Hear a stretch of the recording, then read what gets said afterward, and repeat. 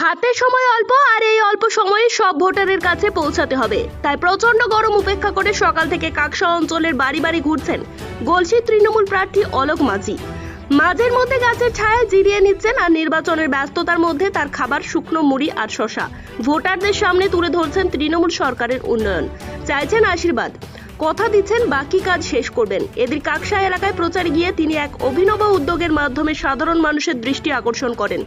প্রচারের অংশ হিসেবে তিনি সঙ্গে নেন বহুরূপীদের একটি দল, যারা হনুমান সেজে কাঁধে তৃণমূলের পতাকা নিয়ে মুখে জয় বাংলা স্লোগান তুলে এলাকায় ঘুরে ঘুরে ভোটারদের সঙ্গে যোগাযোগ স্থাপন করেন।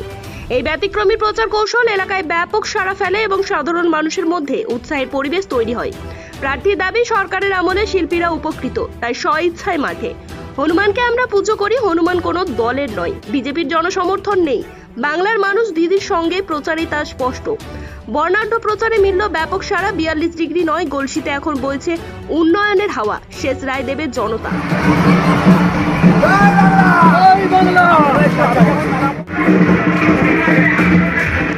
যে ব্যবস্থা, মানে এই যে একটা শিল্প, এই শিল্পীদের কিন্তু মারমাটি মানুষের সরকার সম্মান দিয়েছে। বিভিন্ন শিল্পী, কেউ বাঁশি তৈরি, তালপাতার বাঁশি তৈরি করে, তালপাতার চাটাই তৈরি করে, কেউ বেতের মানে ঝুড়ি কুলো তৈরি করে, কেউ হয়তো আদিবাসী নৃত্য করে, কেউ ঢোল বাজায়, কেউ খোল বাজায়, এই বহুরূপী নৃত্য করে। তাদের কিন্তু মারমাটি মানুষের সরকার সম্মান দিয়েছে, তাদের শিল্পী ভাতার ব্যবস্থা করেছেন। এই শিল্পীরাও মনে করেছে ওনারা একটা শিল্পী। আজকে এই শিল্প প্রায় লুপ্তপ্রায়, সেই জায়গায় ওনারা এসেছেন যে মামাটি মানুষের সরকারটা থাকলে আমাদের শিল্পী ভাতাটা চালু থাকবে। এবং সেই জায়গায় ওনারা আজকে আনন্দের সঙ্গে, উৎসাহের সঙ্গে আমাদের সঙ্গে যোগদান করেছে। আর তাছাড়া অনেকে এখন বিভিন্নভাবে তারা বিভ্রান্ত করছে, তারা এখন হঠাৎ করে রামের ভক্ত হয়ে গেছে। কিন্তু আমরা রামকে অন্তর থেকে পূজা করি, আমাদের হনুমানজিকেও অন্তর থেকে পূজা করি।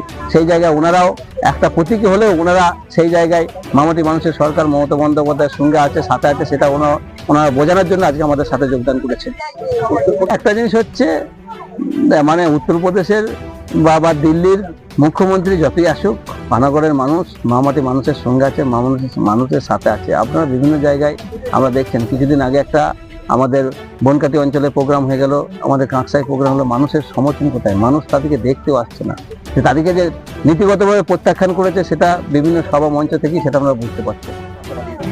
আমরা কাঁকসায় আমাদের কাঁকসা অঞ্চলটা একটু ঘাটতি থাকে, অন্যান্য অঞ্চল আমাদেরকে সেই জায়গাটা পূরণ করে। এবার কাঁকসা থেকে আমরা লিড পাবো, কাঁকসা ব্লক থেকে আমরা লিড পাবো। প্রচন্ড গরম, মানে ভোটটা তো সারা জীবন দেখে আসছি। আমার রাজনৈতিক জীবনে 30-35 বছর এই ভোটটাই গরমের সময় হয়। এটা আমাদের অভ্যাস আছে। গরমে ভোটের প্রচারও যেমন অভ্যাস আছে, বর্ষাকালে জল ভিজে মানুষকে তিরপল পৌঁছে দেওয়া অভ্যাস আছে। প্রচণ্ড করোনার মধ্যে মানুষের ডাকে সারা দিয়ে ভ্যাকসিন ক্যাম্প করা আমাদের অভ্যাস আছে। দুপুরবেলায় শুয়ে আছি, কেউ ফোন করলো, যুবসাথীর লাইনে প্রচণ্ড ভিড়, তাড়াতাড়ি আসতে হবে, পৌঁছে যাওয়া আমাদের অভ্যাস আছে। আর ভোট চাইতে যাওয়াটা আমাদের অধিকার, আমাদের দায়িত্ব। কারণ পশ্চিমবঙ্গের মামাটি মানুষের সরকার মানুষের সাথে, মানুষের পাশে। আর তৃণমূল কংগ্রেস মানুষের পাশে, মানুষের সাথে আছে। ওরা বহুরূপী, ওদের বুকে দেখলেন একটা কার্ড আছে। ওনারা গর্ব করলো যে আমরা এই পেশাটাতে আমরা ছিলাম এতদিন, খুব কষ্টের মধ্যে ছিলাম। বাংলার মুখ্যমন্ত্রী মমতা বন্দ্যোপাধ্যায় আমাদের প্রতি মাসে এই পেশা থেকে সম্মান জানিয়ে ভাতা দিয়েছে। তাই ওরাও আমাদের এখানে আসা যাওয়া করে। আমাদের জিজ্ঞেস করছিল যে প্রচার কবে হবে, বলবেন, আমরা আসবো। ওরাও নাকি তৃণমূল করে। আমরা বলেছিলাম আজকে প্রচারে, ওরা পাড়ায় এসেছিল, ওরা আমাদের সঙ্গে পুরো মিছিলে হাঁটলো এবং জয় বাংলা স্লোগান হনুমান তৃণমূলের ঝান্ডা নিয়ে করলো। অলোক মাঝি জেতাটা শুধু সময়ের অপেক্ষা।